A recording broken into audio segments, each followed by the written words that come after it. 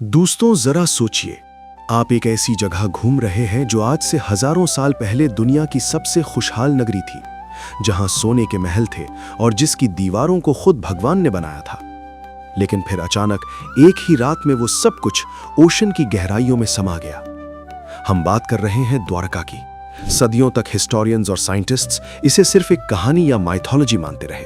उन्हें लगता था कि द्वारका सिर्फ महाभारत के पन्नों में ही है।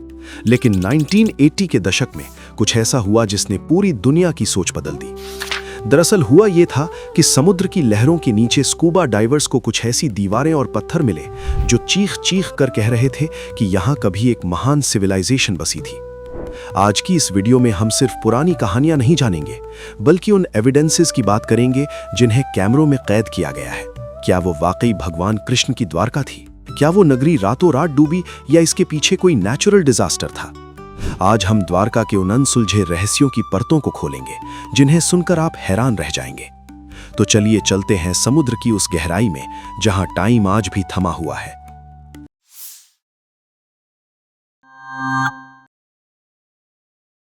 इस रहस्य से पर्दा उठाने का असली श्रेय जाता है महान आर्कियोलॉजिस्ट डॉक्टर एसआर राव को।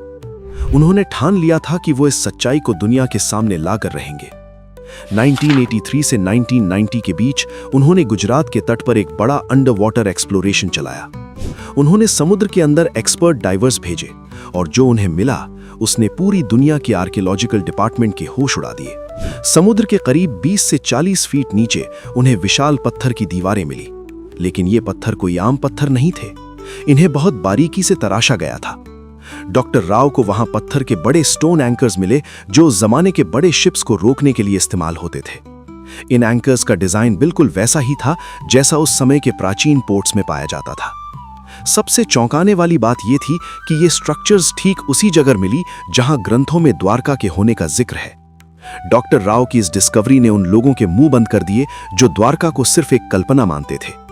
उन्होंने साबित कर दिया कि पानी के नीचे कोई डूबा हुआ शहर मौजूद है। लेकिन असली चैलेंज अभी बाकी था।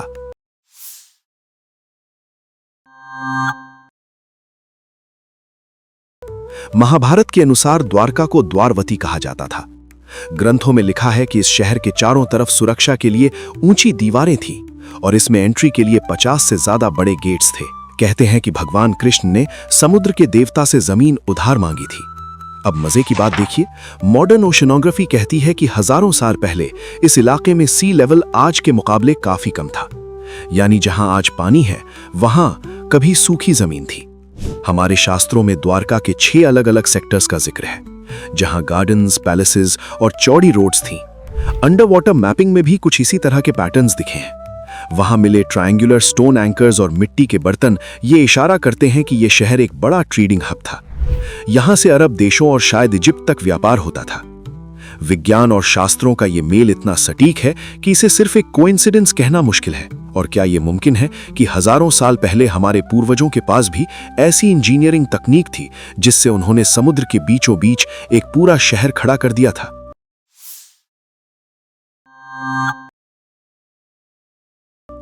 अब आते हैं उस सवाल पर जिस पर आज भी साइंटिस्ट्स के बीच एक बड़ी डिबेट छिड़ी हुई है, और वो सवाल ये है कि ये शहर आखिर कब डूबा।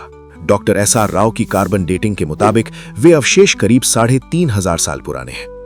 लेकिन अगर हम एस्ट्रोनॉमिकल कैलकुलेशंस को देखें तो महाभारत का युद्ध 3102 बीसी के आसपास हुआ था, यानी करीब 5000 साल पहले।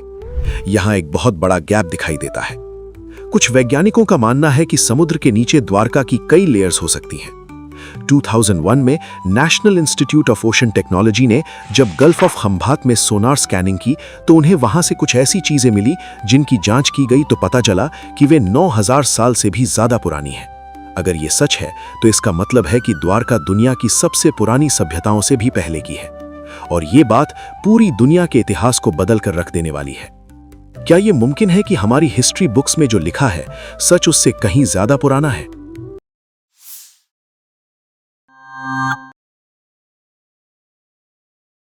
दोस्तों, महाभारत के मौसला पर्व में एक खौफनाक वर्णन है जिसमें अर्जुन ने लिखा है कि जैसे ही श्री कृष्ण ने अपना देह त्यागा तब समुद्र की लहरें बेकाबू हो गईं और देखते ही देखते उसने पूरी द्वारका को निगल लिया, जियोलॉजिस्ट्स का कहना है कि गुजरात का ये कोस्टल एरिया एक फॉल्ट लाइन पर है, जहां अर्थक्वेक आने का खतरा हमेशा रहता है। एक थियरी कहती है कि किसी बड़े भूकंप की वजह से बहुत भयानक सुनामी आई होगी, जिसने पलक झपकते ही पूरे शहर को तबाह कर दिया। दूसरी थियरी सी लेवल राइज की है। पिछले आइस एज के खत्म होने के बाद दुनिया भर में समुद्र का स्तर बढ़ा। हो सकता है कि द्वारका धीरे धीरे पानी में डूबने लगी हो। लेकिन जिस तरह से पत्थर के ब्लॉक्स और आर्टिफैक्ट्स एक ही जगह बिखरी मिली हैं, वो किसी अचानक आई तबाही की ओर इशारा करती हैं। तो क्या वो वाकई श्री कृष्ण को मिले श्राप का असर था जो माता गांधारी ने उन्हें दिया था, या फिर कुदरत का कोई ऐसा खेल जिसे हम आज तक नहीं समझ पाए हैं? सच्चाई जो भी हो, द्वारका की ये खोज साबित करती है कि भारत का इतिहास कितना भव्य था।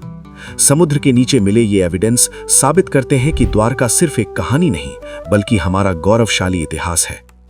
विज्ञान आज धीरे धीरे उन रहस्यों के करीब पहुंच रहा है जिनका जिक्र हमारे ग्रंथों में हजारों साल पहले ही कर दिया गया था। आपको क्या लगता है, क्या मॉडर्न साइंस कभी इस पूरी सच्चाई को सामने ला पाएगा? अपनी राय कमेंट्स में जरूर बताएं। जय श्री कृष्णा।